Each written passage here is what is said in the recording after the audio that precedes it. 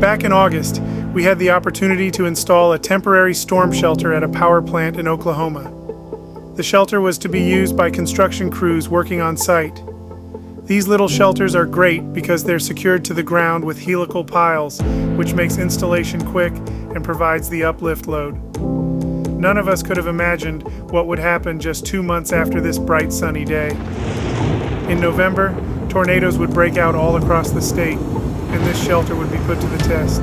That is a large tornado that is now just northeast of the Kickapoo Turnpike there. Look at all these red flashing polygons. That one's moving up to the northeast, and that is the worst storm that we have ongoing right now. There's a lot of damage here at the power plant. This is going to cause some problems as they need to quickly work to clean this up. You can see a lot of debris. Luckily, no one was on site when this happened. We're proud to show the performance of our piles through this event, and we're glad to be a part of this story. Thanks for watching.